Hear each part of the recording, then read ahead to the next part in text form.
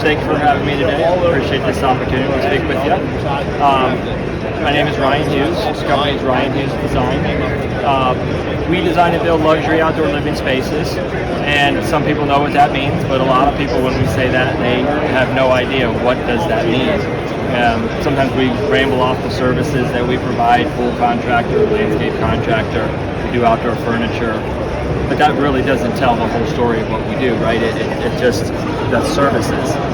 So what I normally tell people, in a situation like this where I really want to get the point across, well, what we do, I start with our mission. And we've had this mission for 20 years since I've been doing this, and it's evolved into our mission statement, and that is, we create better lifestyles through innovative outdoor living. And that's the mission. Now, to do that, that means our focus is, it's about building the experience. And it's not about the pool, it's not about a bunch of features, it's about the overall experience. And to create that experience, functionality is the main ingredient.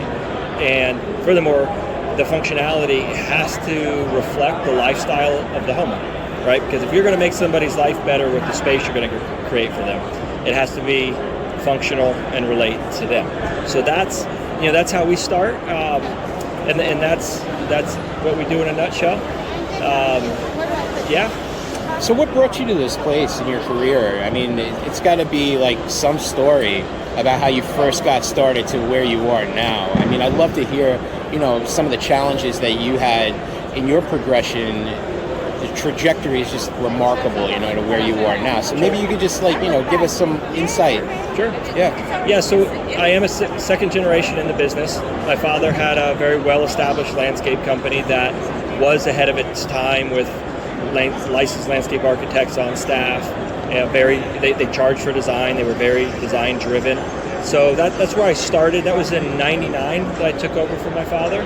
But I realized something very quickly, that there was a big hole in the market. The status quo in Florida for outdoor living just baffled me.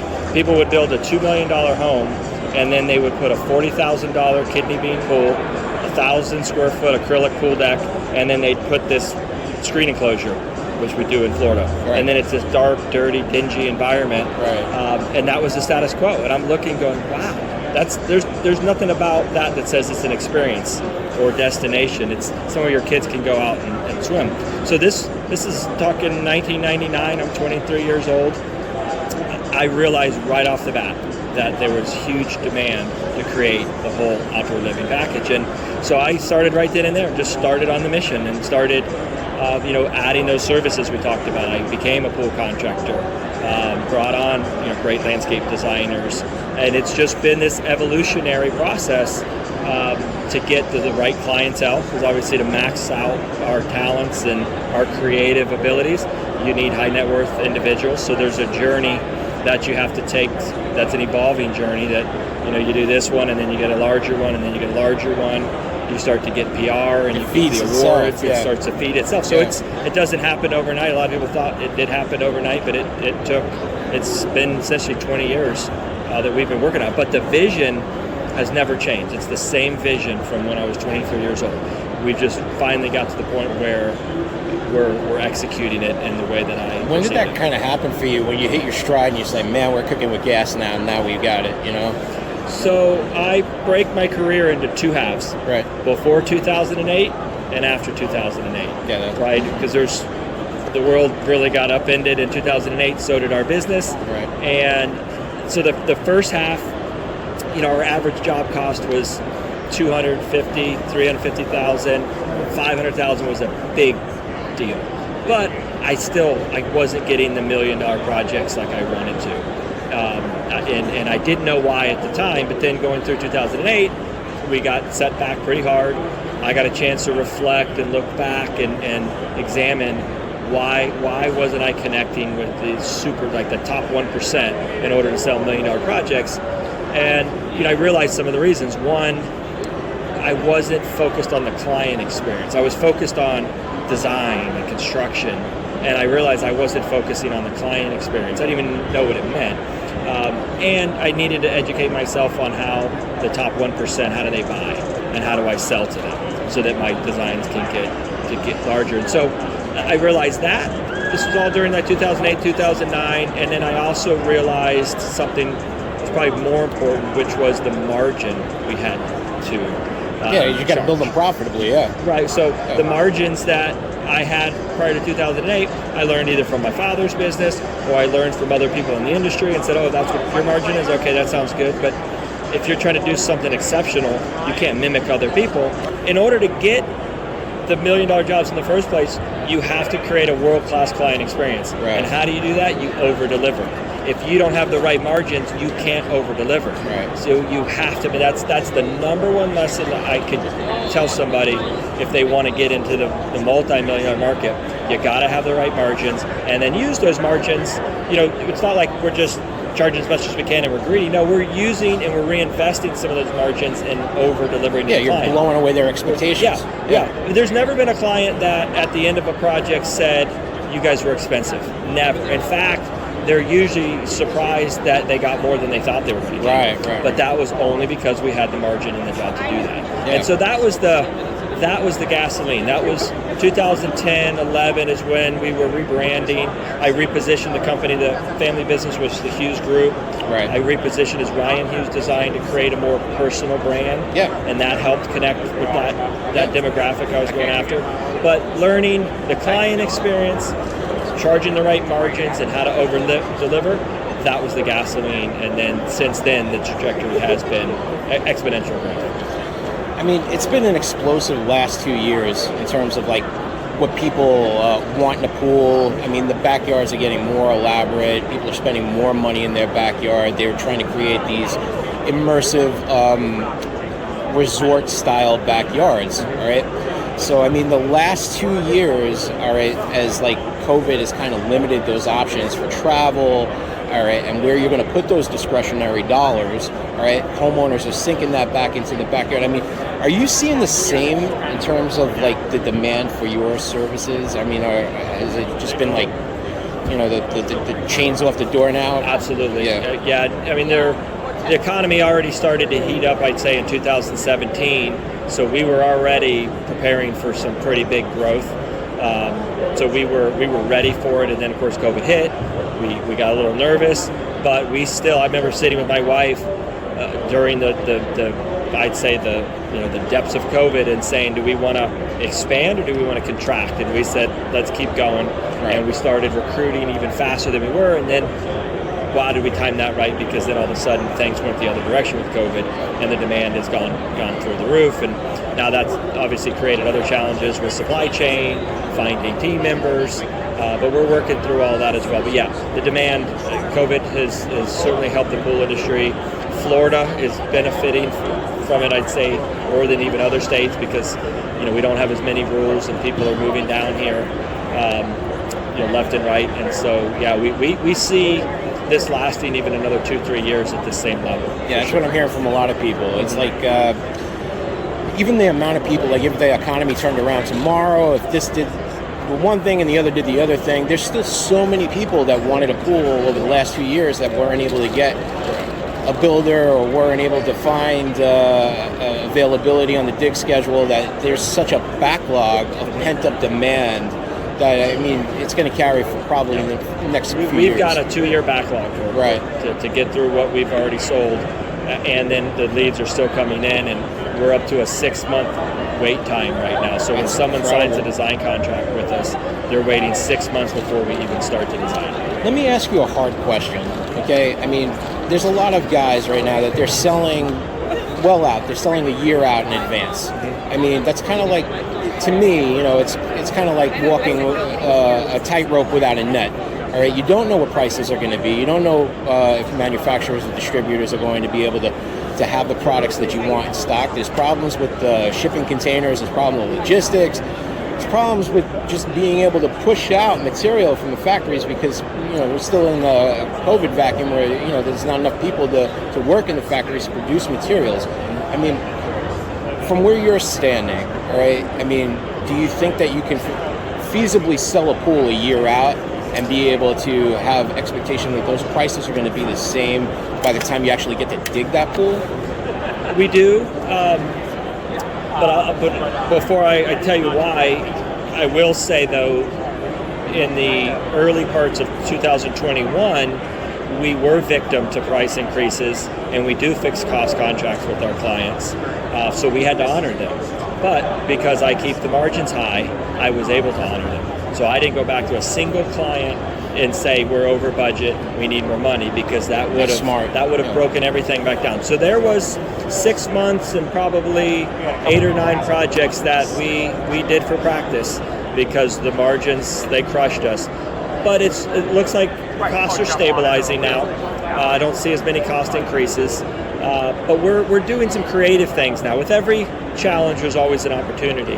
And one of the things my father taught me, because he went through the inflation in the 70s, and he said, if inflation ever hits you, buy inventory. So what we're doing, we just bought a very large warehouse, and we're buying, I was just talking to Jandy, we're buying as many pumps as we can put in the warehouse. We're putting as many heaters as we can in the warehouse. No, it still happened this summer, yeah. It's still, yeah. So if things keep going up in price, we'll actually make money off of it because we're buying it at today's prices. So if inflation keeps going, we're somewhat hedging that with our practices. Well, it's not like you're not going to use the equipment anyway. Oh, no. Yeah. We can project these next 2 years what we're going to build. So, I think it's, fixed cost in this environment is risky.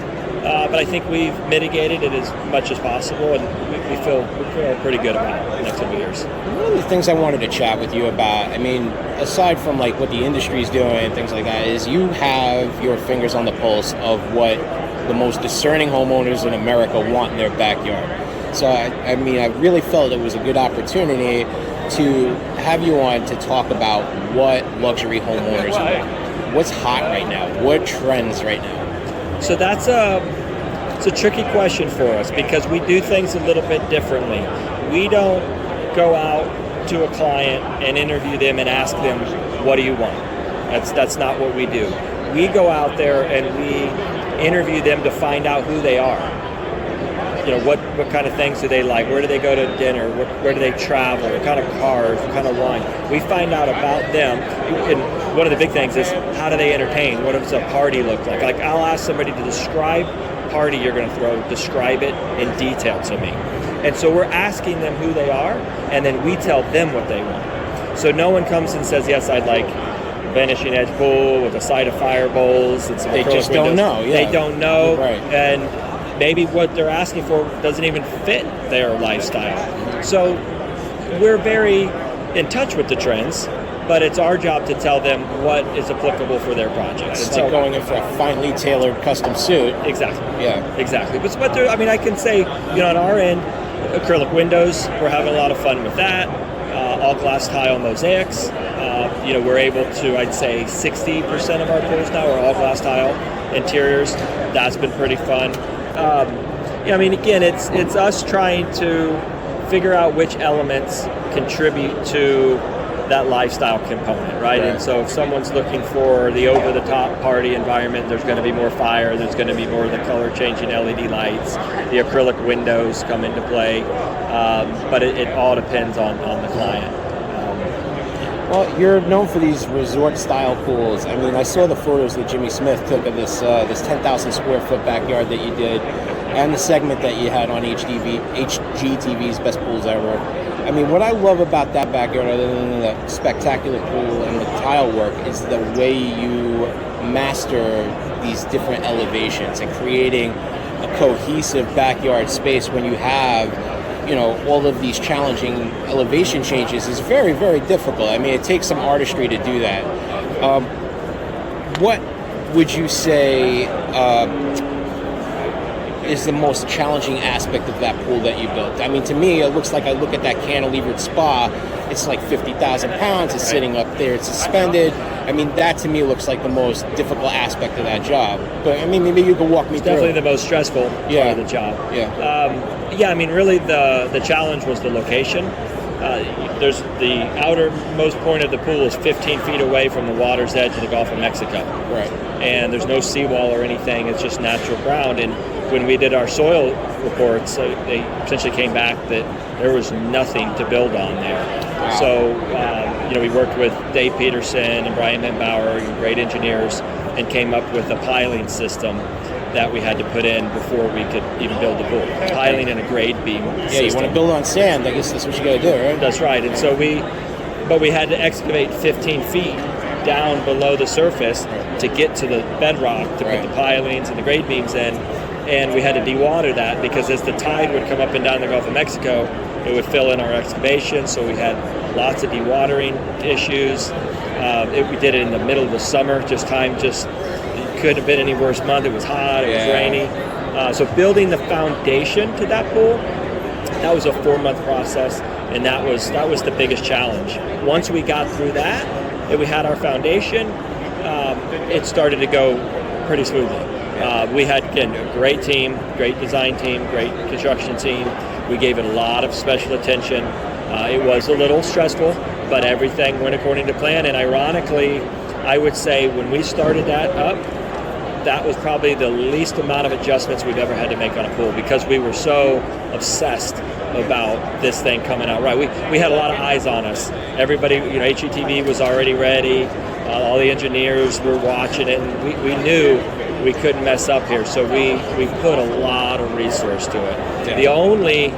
The only drawback to it was it did consume a lot of our resources. So if you took and looked at my last 10-year financial statements, you'd look at 2016 and go, what the hell happened? Right. Well, we built that job, and it just slowed the rest of the business down because I put everybody there to make sure. I can imagine, yeah. But is that your process, Ryan? I mean, honestly, is like to surround yourself with the best of the best so that you can be the best, right? Absolutely. It's the only way to do it. Yeah. It's the only way to do it. I mean, you have to have the right team. And sometimes that team are your employees, and sometimes that team is consultants and engineers. And I mean, those are still very integral part of the team as well. Well, the one thing I loved about that whole segment is the soundbite that the homeowner gave you. They said, we travel all over the world, and we can't wait to get home and use our own backyard. Right. I mean, to hear that from like an elite homeowner that is, well-heeled and very experienced and has the means to go and do whatever they want, and they still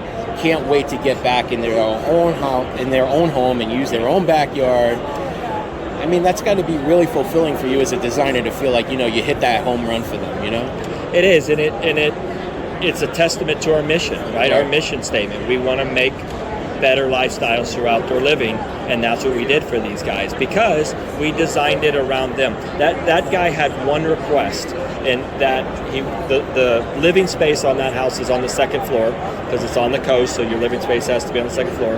He wanted the spa on the second floor, and then he just wanted to be able to jump off the spa into the pool on the ground level. That was his one request.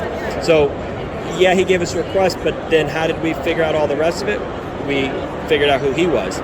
He's a former Green Beret, and very active, very adventurous. He's got planes and helicopters and yachts, and so we knew we needed to build something extremely adventurous. That's where all these different levels, I mean, the pool almost functions like a journey.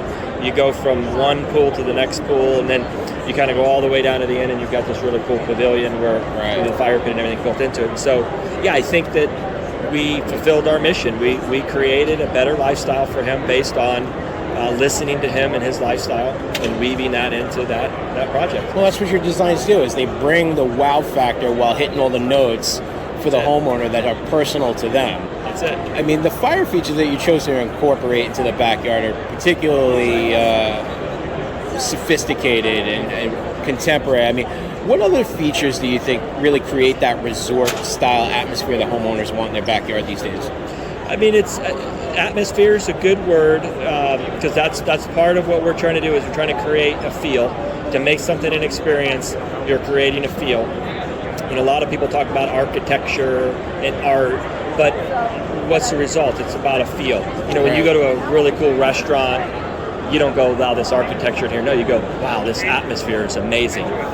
Same thing with a boutique hotel. If you're going to go spend thousands of dollars on a hotel room at a boutique hotel, you're normally not talking about the architecture, you're talking about the feel and the vibe. So those elements, that's what we're trying to do, create that vibe, that feel. And so fire, water, obviously, that's in most of our projects one way, shape, or form. That one was a little bit more over the top because the homeowner was more over the top. I mean, if you met the guy... Well, that's you catering to his his personality. Exactly, Right. and his type of parties. I mean, they filmed a country music video there since that's been finished. Awesome. They've had multiple weddings there, and so we knew that, and that's where all the lighting. It's got that LED lighting system where we worked with PAL Lighting for the first time because they were one of the only lighting manufacturers that could give us a 4-wire RGBW light that could be connected to DMX, because he wanted a DMX controller. He did not just want your Jandy 10 colors. He wanted to be able to have any color show he wanted, and so we did that DMX. And you can literally, when the country music video was being filmed, they had the music playing into the pool lights, and the pool lights were moving to the music.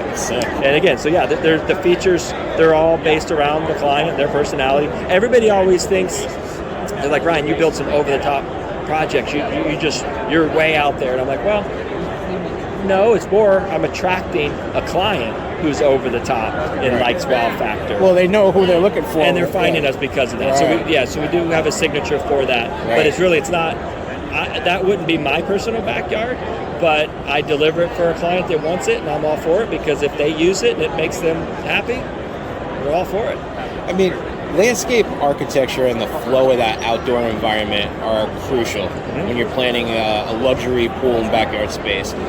How do you approach the process of adding elements that are going to bring excitement to the backyard while still achieving like a really harmonious flow from one area to the other, and planning like multi-purpose space usage in the backyard? I mean, like, you can't just have like this over the top swimming pool, all right, and then that's it. I mean, you have to have the rest of the components to make it a complete backyard, Right. So, going back to, like I said, our mission, creating a better lifestyle and functionality being the key ingredient, we start with functionality.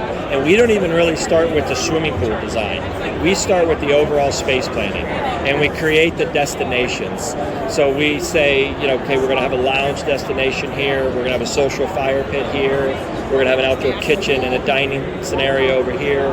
We're mapping that out before we even start to conceptualize what the pool's going to look like. Where a lot of people do it differently. A lot of people do the pool, and then they figure out what goes around it. Well, that limits you.